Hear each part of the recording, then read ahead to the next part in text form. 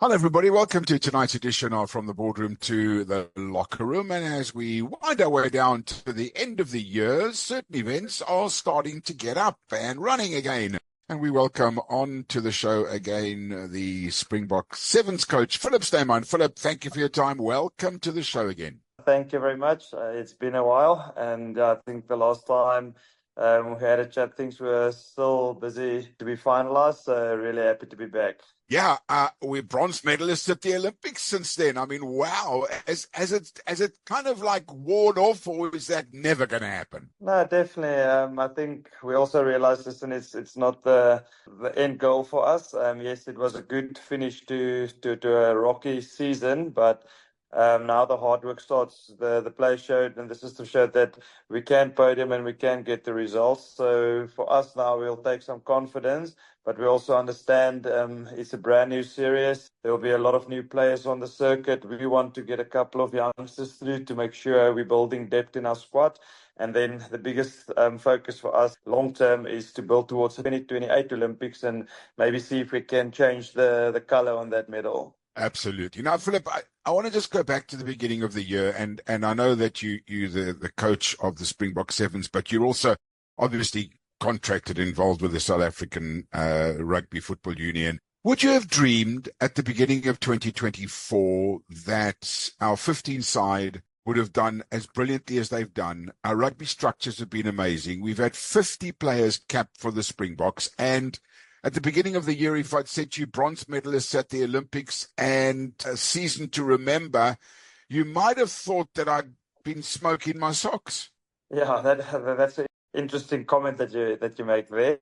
But yes, I think the one thing, obviously, I think everybody had high hopes for the Springbok 15s team, so they performed. But like you said, almost using 50 players, yeah, that I don't think anybody can put their mind to that. And then with us medaling at the Olympics, massive turnaround to the season. So really grateful. And I think for us going into this new season also, we want to take a lot of inspiration from the Springboks. I mean, they showed that you can be competitive even if you play youngsters, giving everybody opportunity in the squad to make sure we're building depth. And with all the restructuring happening in SA Rugby, things are starting to fall in place, and there's plans, there's clarity, and we want to be the number one rugby nation, not only with Springboks, but throughout with the SA under 20s, the Springbok Sevens, the women. We want to dominate world rugby. So I think there's plans in place, and at the moment the Boks they lead the way. So we can just hopefully follow in their footsteps, and we'll take a lot of inspiration and from their performances and from their system. Yeah, but you're being very humble in saying that you'll take away from them. I think people sometimes don't realize how many sevens players are involved in the 15 setup and have come through your structures, the sevens team, and are now national heroes at 15-man rugby. I mean, in the forwards and in the backs. Yeah, definitely. And I think the backs one can understand, but the forwards, a guy like Aquara Smith, he's playing he played his 50th game or test match last Yeah. weekend. So, but that's something I think in the last couple of years we want to get even more players through, and I think then we'll understand where we fit in the bigger scheme of things, or in the bigger picture in SA Rugby. If we can dominate, that's our goal, and our aim is to get youngsters through, to get more of the SA under 20 players through the seven system, and in 1 or 2 years for them to become superstars in URC or even to go on to play for the Springboks. So I think we need to understand where we fit in. We can still be the best seven system in the world, but we also play a part in the feeding scheme of SA Rugby, and that's something we want to get right again, is to get players through to play URC, to play for the Springboks, and then also have that 1 or 2 season campaigners after every single year that you build with the experience, but you have the youngsters that will bring the energy. And I apologize for not saying congratulations at the beginning of our chat today. Confirmations come in recently that you now are full-time head coach of the Blitzboks right until after the Olympics in Los Angeles. That must be a little bit of a weight off your mind. I mean, 6 months of interim coach now, it's written in stone, and it allows you, I guess, to plans in place and think long-term rather than interim term. Yes, definitely. And I think in that interim period, the only thing that was on the mind is we wanted to get the results. And there was 3 goals. We need to stay top 8, and we finished top 6 in the World Series. Then we had to qualify 2 weeks before the Olympic Games in Monaco, Yeah. playing against our arch rivals, Great Britain, in the final. And then we qualified for the Olympic Games, and then the last one to qualify and the first one to medal at the Olympic Games. So as interim, it was result driven. Everything, single thing, that it's all about results. You can't really put stuff in place. You can't make too much plans. It's all about the result, the here and now. And now, with a little bit more security, results will obviously be the main thing and always be important. But now one can actually start building towards the 2028 Olympics, towards the 2026 World Series, and make sure we don't get in a position again that we don't qualify automatically for Olympic Games. And that will start this season. So this season, the main focus is to build the depth in the squad and to make sure we get the youngsters through. So when we come to the World Cup and the qualifiers, everybody is on the same page. We can't make excuses. So it's a fine balance to get the results, but also to build the depth in the squad. But like I said, now one can put plans in place and you have a little bit more security. And it's great that you have all of that. But then you're also at a disadvantage, unlike Russie, who's been able to, as I mentioned, cap 50 players this year. There are 15 men and 23 in a match day squad. You get 7 players and a few more in a match day squad, and then you lose a couple to Super Rugby. You lose somebody to the Vodacom Bulls. You lose somebody who decides to step away from the Sevens program, and then you have Selvin Davids and Tiaan Strauss who are not going to play in the first 2 tournaments. And all of a sudden, you kind of like half your side are no longer available. I mean, that must make it really difficult to plan. No. Yeah, it is difficult to plan. But just on your one comment there, I will take Tiaan Strauss any day. But I think he's out of contention now. He's a little bit old. But Tiaan Pretorius is definitely I beg your pardon. I beg your pardon. No, rightly so. It is difficult when you're losing players. But for us, there's more than enough talent. We must just make sure we get the right people in place. And yeah, with the guys that we're currently having, with the Selvin Davids injured, Masande, a Tiaan that's injured, losing a Justin Geduld, the Roscoe Speckman. But now youngsters will get the opportunity. A guy like Kieran Orkia came through nicely through the SA under 20 system last year. We're trying to get 1 or 2 extra SA under 20 players into our squad, working closer with the unions. And if we can get that right, if we can get that relationship right of getting those players that finish the SA under 20 year or the under 21 year before they go and play URC, to have them for a season or 2, and hopefully 1 or 2 of them will become season campaigners, like Selvin Davids, like a Dewald Diman, like a Impie Visser. If you get 5 youngsters through every year and 2 of them stick and become season campaigners and the other 3 go on and play URC or Springboks, then I think SA Rugby is the winner with a country mile. So that's the plan. We need to get more youngsters through and we need to bleed them a lot quicker in the next couple of years. And you made a couple of changes. Iswapi will start as a forward this season. Tell us your thinking behind that. Yes, I think for the last couple of seasons we've been chatting, obviously youngsters coming through like a Kieran Orkia that have blistering pace on the outside, Shilton van Wyk, you have a Donovan Don that played SA under 20s 2 years ago, Sebastian Job that played SA under 20s, so a lot of pace. And but then you can't just chuck experience out and say, listen, you're going to start. It is a combination of the X factor of the young guys bringing energy and the experience of a Sivue. And I think for him moving to the forward, he knows what's expected of him, and also for him to find his feet on hooker now. He's a really strong player. He's a great leader of the squad. So I think we can still use him in a lot of ways in our squad. And if we can make sure you understand the roles on hooker, and he's been helping out in the odd tournament here and there when we struggled with injuries. So I think it's just getting more game time on hooker, more time on the training field on hooker. And no doubt in my mind that he'll make a massive success out of it. Tell us a little bit about the SA Rugby Academy and the coaches that you're having help you, and also, of course, the Stellenbosch Academy of Sport that clearly is world class. Yeah, no, listen, we're very fortunate to be based at the Stellenbosch Academy of Sport. They have a couple of programs they run by themselves that's endorsed by SA Rugby. We put 1 or 2 players in beds and they do the coaching and we can pull them up. And there's actually one guy that we pulled up that played for the SA team, and he might go with the SA team to Dubai also. And then the SA Academy, I think that's the beauty. SA Rugby, we want to put things in place with the SA under 20s, with the Springbok Sevens to get more players in. The moment, I think there's close to 50 under 19 players that's training here at SAS.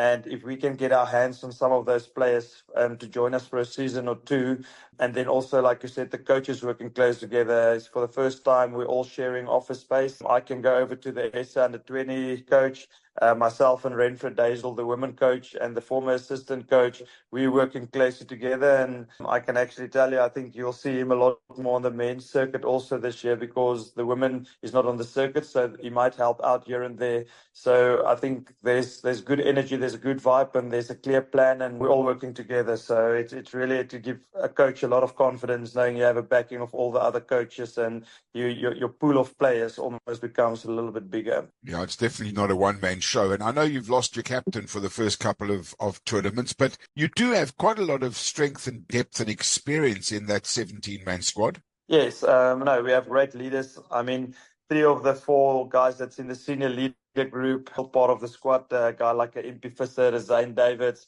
Sivuyo Zwape, that's been captain for close to 30 or 40 tournaments. So you still have a lot of experience. And then the same of getting the youngsters through. You also, for us as a system, for us to be successful, we also need to develop the next generation of leaders. And this is a great opportunity for us to pull 1 or 2 juniors into the senior leader group, just for them to upskill, to know what's it all about, and to make sure when in 4 years' time, a guy like a Impi Visser, a Sivuyo Zwape, a Zane Davids, we know who's going to still be involved in the system or who's going to move on. But then you need to have the youngsters. We can't go through a dip. Then we want to build continuity and consistency in the squad.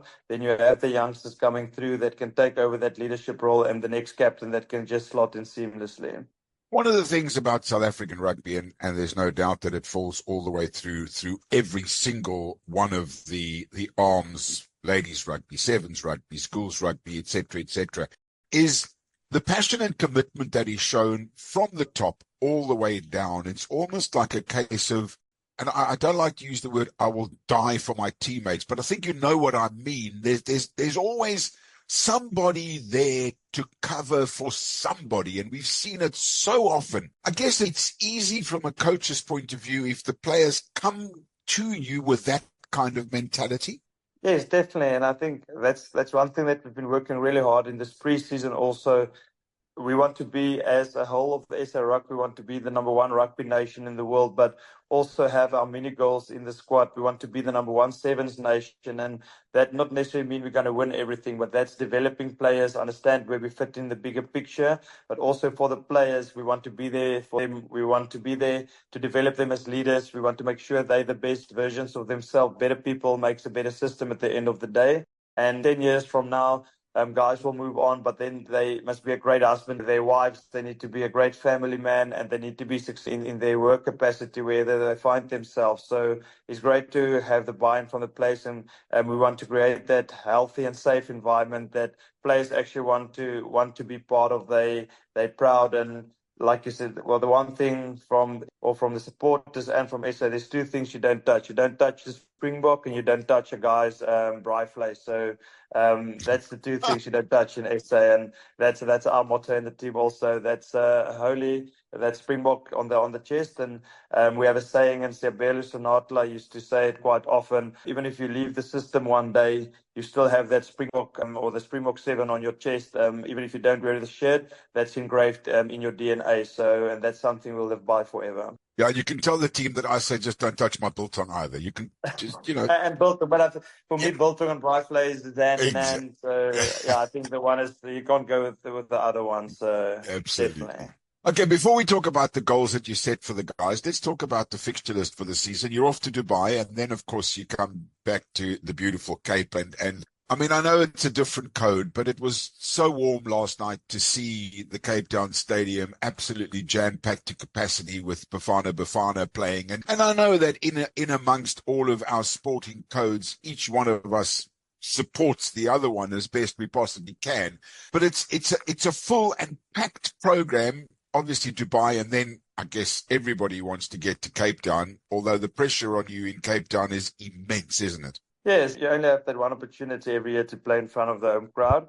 And we want to do things different this year. And we can't do things the same all the time and then expect different results. So we had a couple of conversations. We are trying to put 1 or 2 things in place, because I think in the past we kind of Yeah, we kind of went the other way when it comes to Cape Town Sevens. Family plays a big role. Your friends plays a big role. So why can't we approach it the same as in Dubai? And for that week, we basically put that to the side, and the team comes first. Whatever we need to do to be successful, if it means that you're going to spend less time with your family, then so be it. But we need to do something different. And this year, like I said, we're busy putting one or two things in place. So hopefully this year we can go out and get the recipe right. And for somebody who's thinking to themselves about, do I go into the sevens structure? And is there a potential to see the world? I guess more so than any other rugby code, you go to Singapore, Los Angeles has now been confirmed, Hong Kong, Vancouver, Perth, Dubai. I mean, wow, as a youngster, which obviously you're not that young any longer, but as a youngster getting involved in the game in your early 20s, to be able to travel the world and see these wonderful countries and play rugby in front of great supporters must be fantastic for these guys. Yes, it's really special, and I'm definitely not the youngster anymore. But once I was also a 20-year-old that traveled the Springbok Sevens, and I remember all the great memories, paging through a couple of old albums. Myself and Carl Brown, Robert Everson, Hugh Aplon, when we all made our debuts. So that's a dream come true, and we're really fortunate to travel the world and see all those iconic cities through the sport that we love. So I think that's definitely that's half the ticket that you want when you come and play for, or half your decision already been made, is to travel to all those countries. So I think it's definitely something that every youngster will look forward to. And when Wayne Strydom used to say, die enigste toer wat nie lekker is die toer wat jy nog nooit op was nie.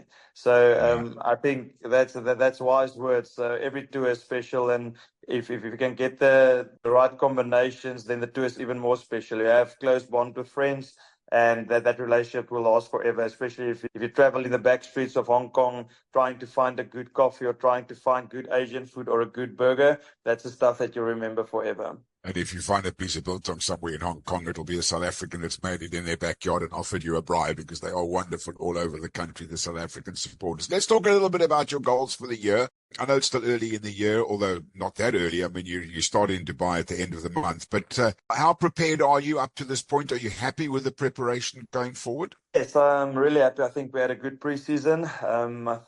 The guys are fit, they're hungry, so they're ready to play their first tournament.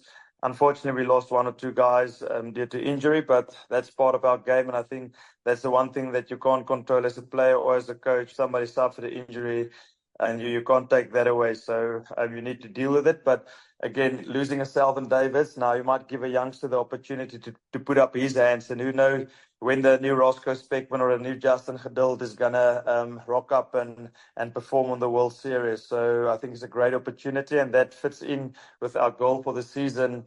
Yes, we want to be successful. We want to be competitive, and our aim is to be consistent in that semi-final spot and to finish in the top four at the end. And obviously winning is important for us, and for us as South Africans, we're a very proud nation, but then also to ensure we build the depth in our squad, give youngsters the opportunity, and almost something that we'll take from the box also is not necessarily to change the team all the time, but on a rotational base, to give everybody enough game time to make sure they play enough tournaments. So when we come to 2026 or 2028 Olympics, we have a very experienced squad of players. So that's the aim for this season, is to give everybody enough game time, but then also get the results at the same time. So I think it's a fine balance, and we need to make sure we get the recipe right.